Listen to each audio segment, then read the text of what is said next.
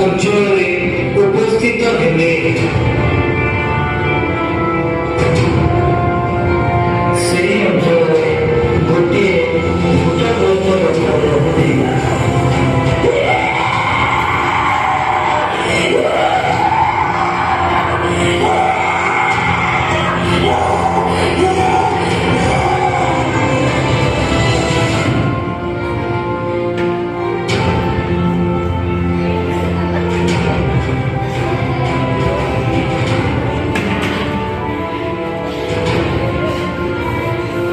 ସେ ସମାଧି ସ୍ଥାନରେ ବାସ କରିଥିଲା। ପୁଣି କେହି ତାହାକୁ ଜଞ୍ଜିରରେ ସୁଦ୍ଧା ଆଉ ବାନ୍ଧି ପାରୁନଥିଲା।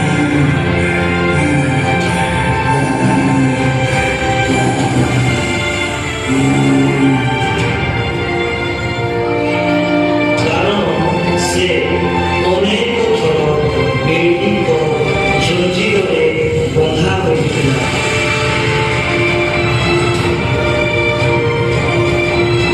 କିନ୍ତୁ ସେ ଜଞ୍ଜିର ଛିଣ୍ଡାଇ କରି ସେହି ସବୁ ଖଣ୍ଡ ଖଣ୍ଡ କରି ଭାଙ୍ଗି ପକାଉଥିଲା ଓ ତାହାକୁ ବଶରେ ରଖିବାକୁ କାହାରି ବଳ ନଥିଲା।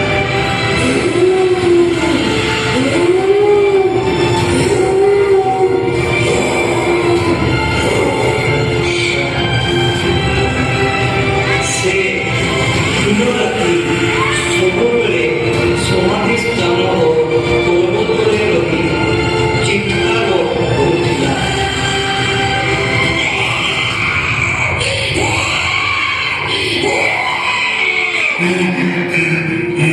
ପୁଣି ପ୍ରସ୍ତରରେ ଆପଣାକୁ କ୍ଷତି କରୁଥିଲା।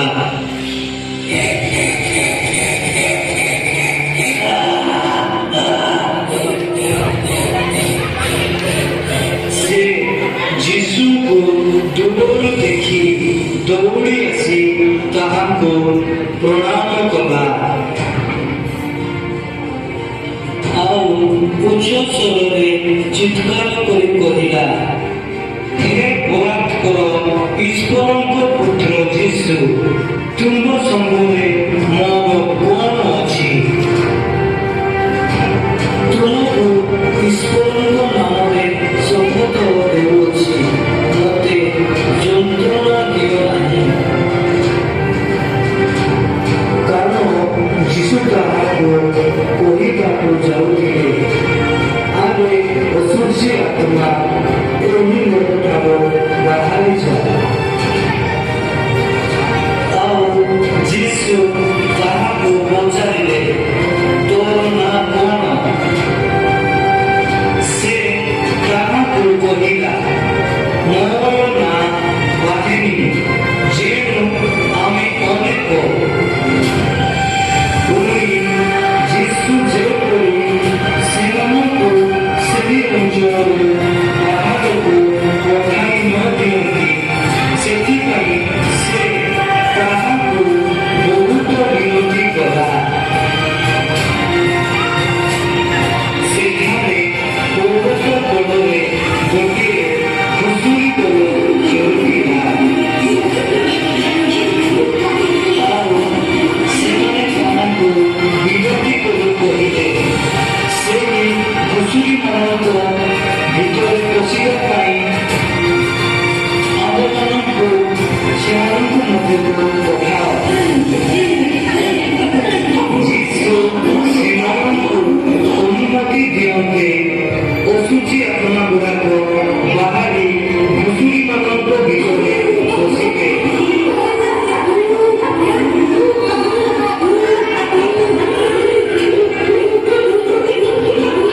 ସେଥିରେ ସେହି ଦଳ ଅତି ବେଗରେ ଦୌଡ଼ି ଯାଇ ତୀଖ ସ୍ଥାନରୁ ସମୁଦ୍ରରେ ପଡ଼ି ବୁଡ଼ିଗଲେ। ଘୁଷୁରିମାନଙ୍କ ସଂଖ୍ୟା ପ୍ରାୟ 2000 ଥିଲା। ସେମାନଙ୍କୁ ଚଲାଉଥିବା ଲୋକମାନେ ପଳାଇ ଯାଇ ନଗର ଓ ପଲ୍ଲୀଗୁଡ଼ାକରେ ତାହା ଜଣାଇଲେ।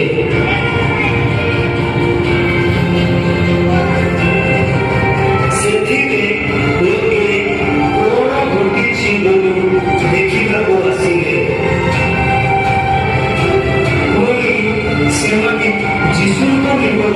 ଆସି ସେ ଭୂତପ୍ରେତ ଅର୍ଥାତ୍ ଯାହାକୁ ପୂର୍ବରେ ବାହିନୀ ଭୂତ ଲାଗିଥିଲା ତାହାକୁ ଲୁଗା ପିନ୍ଧି ଭବନରେ ବସିଥିବା ଦେଖି ଭୀତ ହେଲେ।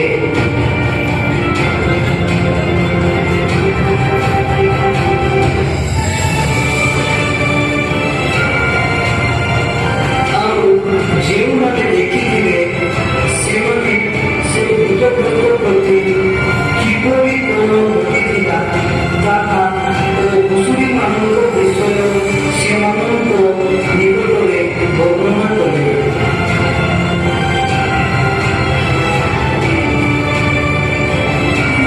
ସେଥିରେ ସେମାନେ ସେମାନଙ୍କ ସୀମାକୁ ପ୍ରସ୍ଥାନ କରିବାକୁ ଯୀଶୁଙ୍କୁ ବିରତି କରିବାକୁ ଲାଗିଲେ।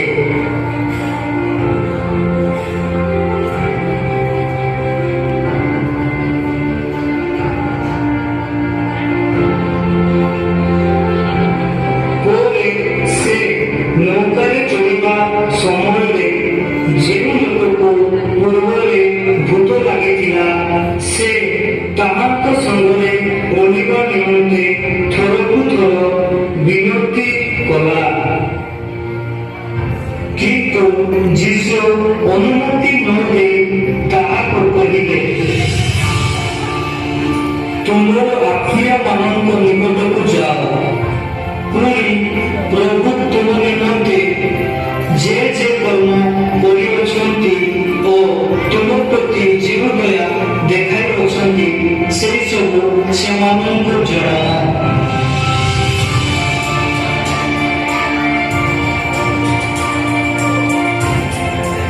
ତହିଁରେ ସେ ଚାଲିଯାଇ ଯୀଶୁ ତାହା ନିମନ୍ତେ ଯେ ଯେ କର୍ମ କରିଥିଲେ ସେହି ସବୁ ଦେଖା କରିଲେ ଘୋଷଣା କରିବାକୁ ଲାଗିଲା।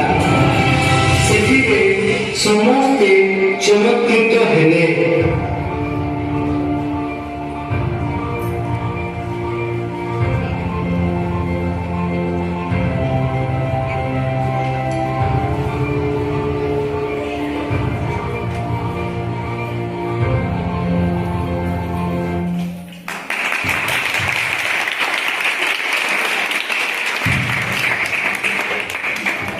କେମିତି ଲାଗିଲା? ଭଲ ଲାଗିଲା କି? ଆଉ ଥରେ କରିବା।